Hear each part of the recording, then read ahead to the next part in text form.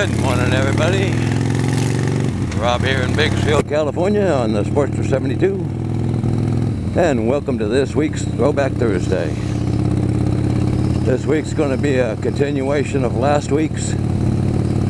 I told you the story about almost having the shootout with the undercover stakeout team that I thought was a burglary crew. And the story got left off with me being called into the lieutenant's office and questioned by Internal Affairs.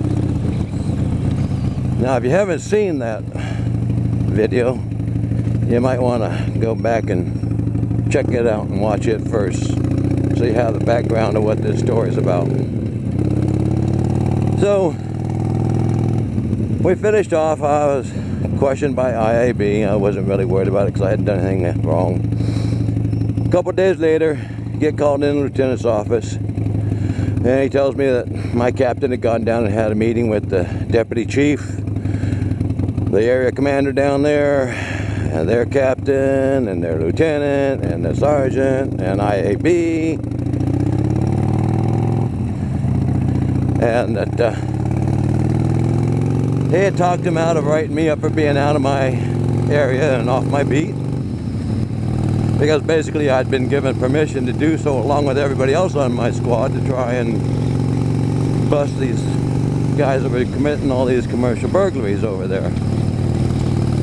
So everything is supposedly all good, and the deputy chief had decided that they were no longer going to run the super secret undercover operation up there because it was too dangerous. Possibility of officers getting into shootouts with each other. And I found out the reason that downtown and IAB was so pissed off is because this was the first night of their super secret operation. And I had caught their undercover team out there and called it in as a possible burglary in progress with 4 armed suspects, and we had taken them down at gunpoint and blew their cover. Because everybody in the division now knew about it, because word spreads fast. So they weren't going to do it anymore. So that was fine.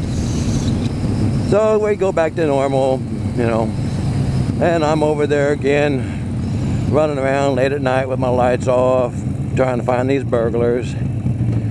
And I hear what sounds to me like a chainsaw being ran. And there's no reason for anybody to be running a chainsaw at that time of night or early morning. I believe it was like around a little after midnight, I think, if I remember correctly.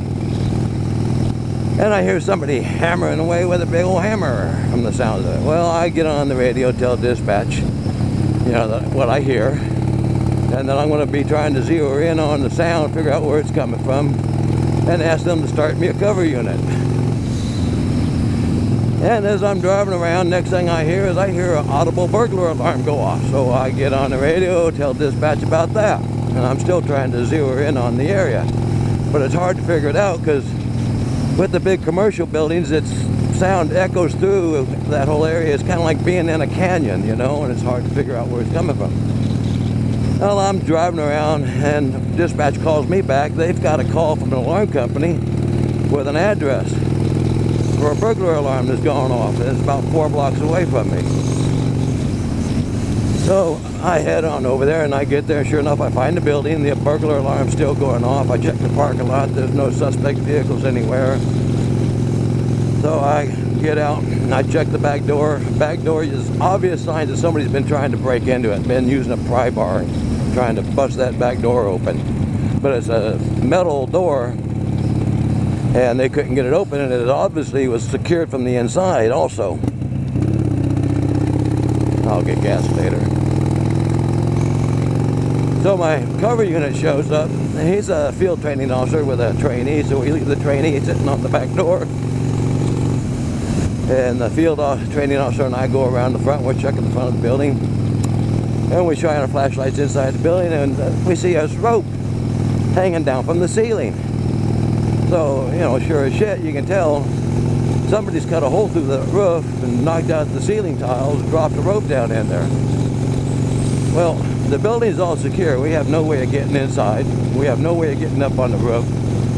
There's nothing else we can do. We call in the sergeant, my sergeant, show him what we got. Well, we get on there and get dispatched to contact the alarm company and ask the owner to come out and bring the keys and let us in so we can search the inside of the building. Well, the owner, he don't want to get up that time of the morning. It's too dang early for him. He don't want to get up and come in. So he says, just make sure the building's secure and he'll call us back in the morning when he shows up for work. So fine. You know, building's secure. We don't see anybody inside. We can't get up on the roof. There's no vehicles around or nothing, so we just go ahead and leave. Tell them have, you know, the morning watch call the morning watch in to take the report. Well, next day we come in and find out that, sure enough, when he got in there to call in the morning watch to take the burglary report, the back door is sitting wide open and his store has been cleaned out.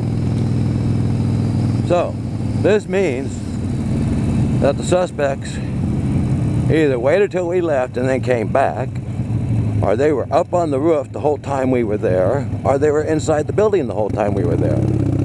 And they just waited for us to leave, and then called back their getaway vehicle and loaded it up and hauled us out of there.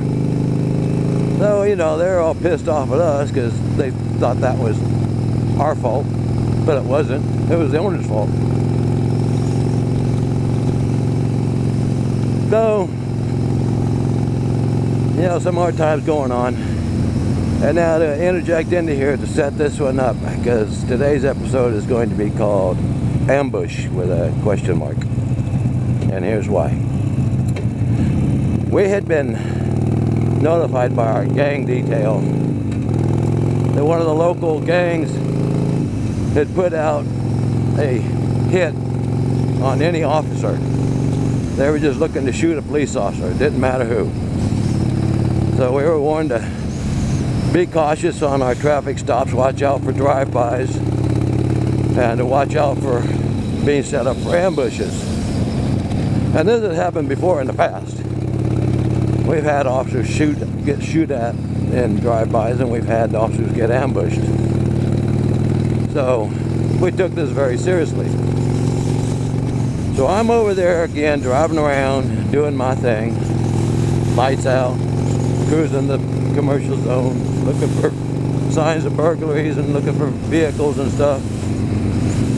When I notice that I've got a car tailing me.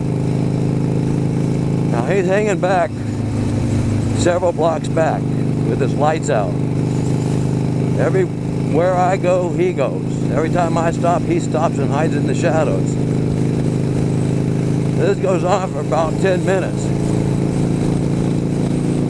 Every time I try to turn around to get a look at him, he ducks off down some side road.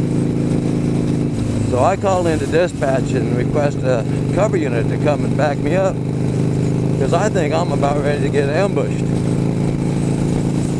And I'm going to set them up instead.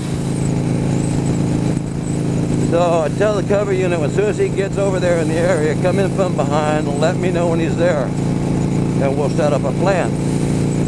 So the cover unit gets there, and of course this car's still following me around with his lights out.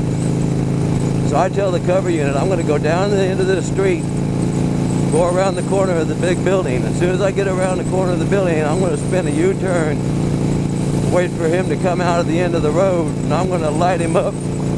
I'm going to take him down from the front. You come in from behind, block him in, light him up, and we're going to do a hot stop on this guy.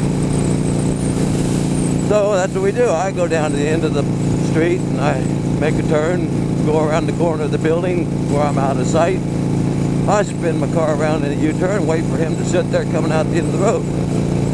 He comes cruising down to the end of the road with his lights out. Well, I light him up, come flying in there and block the front end of his car. And the other unit comes in from behind, lights him up, blocks him from behind, jump out of the car, take him down at gunpoint, do our felony hot stop. I ordered the guy to put the hands up, and there's two guys in the car, and they do that. I order the driver to throw the keys out the window, he does that. I order him to get out of the car, put his hands on his head, he does that, and walk to the front of the car. Tell him to drop to his knees, he doesn't do that. He yells out, "We're undercover cops." I'm thinking, what? I said, "Alright, I don't care what you say, I don't know you, we'll figure this out. I don't know if you're undercover cops or not, I don't recognize you. I'm doing a felony hot stop on you. If you're a cop, you know the routine, just follow the orders. And after we get you handcuffed, we'll check IDs, and if you're really a cop, I'll let you go." So I run through the whole felony hot stop routine, get them both out, hands behind the heads, down on their knees. Cover unit comes up, and the officer handcuffs them from behind. We get them up, check their IDs, and sure enough, they're both cops. So I want to know then, what in the hell are they doing tailing me for almost a half an hour with their lights out? And what unit are they working out of? And why? And they won't answer any of my questions other than say that they're on a super secret undercover operation that they're not allowed to talk about. So I call my sergeant over, because this sounds like the same bullshit again. Call my sergeant over, he gets there, he wants to know, they give him the same routine, they're not going to say anything, not going to answer any questions. He's got a contact downtown.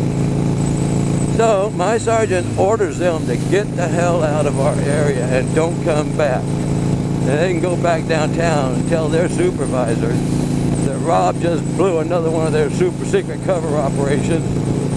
And if they want to try and run a undercover operation in our area, they better check with us first. So, you know, we're all having a big old laugh about it. But then later on, I'm getting to thinking, well, why in the hell are they following me around with their lights out?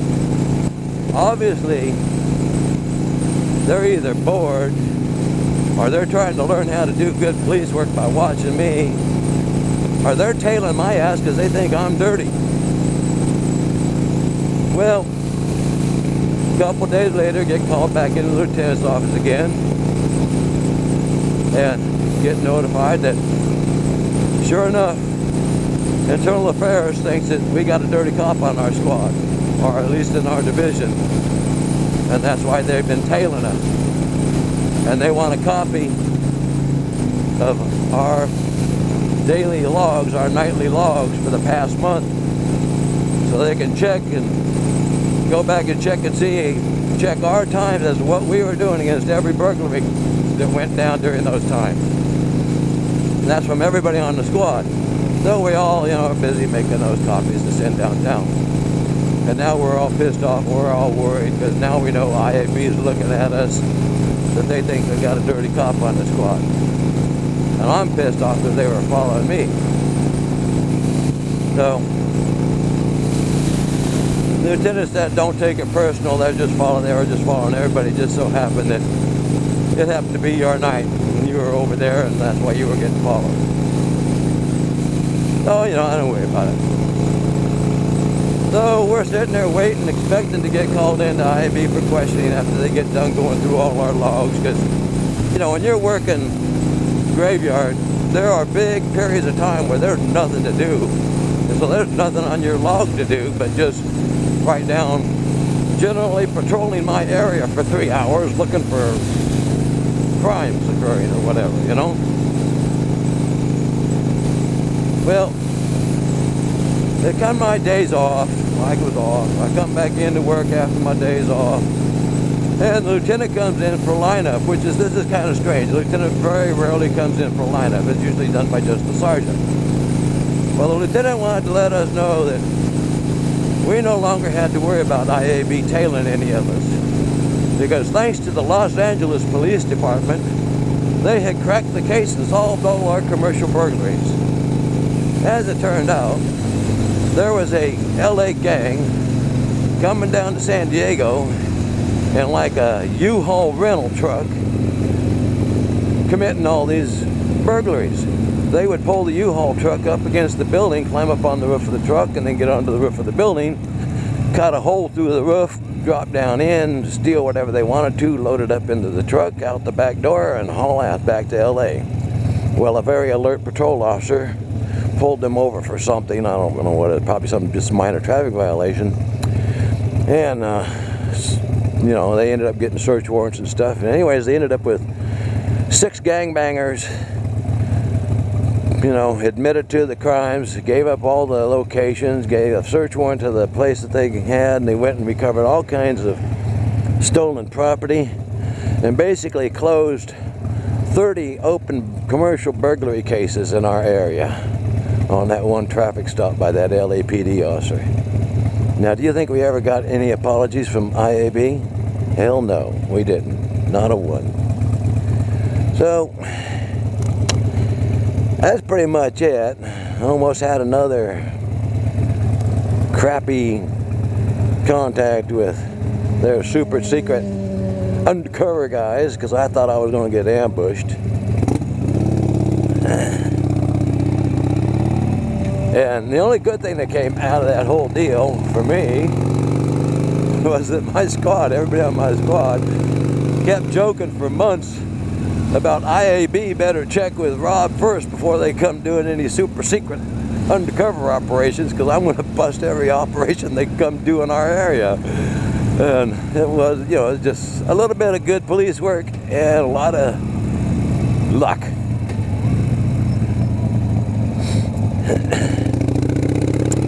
So there you go. That's the end of that story. I hope you all enjoyed it.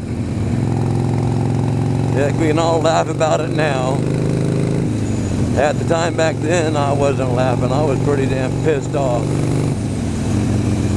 I was pissed off because there was twice I almost got in a shootout with my own officers. And come to find out that Internal Affairs was investigating us for thinking we were dirty cops. And I took that personally. So,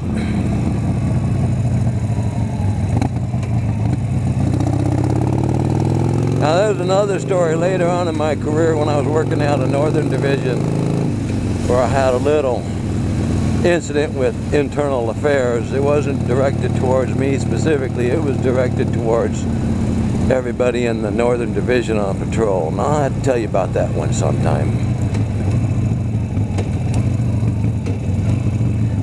Alright, well, hope you all liked my story. Yeah, give me some comments and hit the like button if you did. If you like these Throwback Thursdays, you need to subscribe to my channel and come back every Thursday, because even though school's going to be out in 2 weeks, I think I'm going to continue the Throwback Thursday series through the summer. So, bye-bye. See y'all later.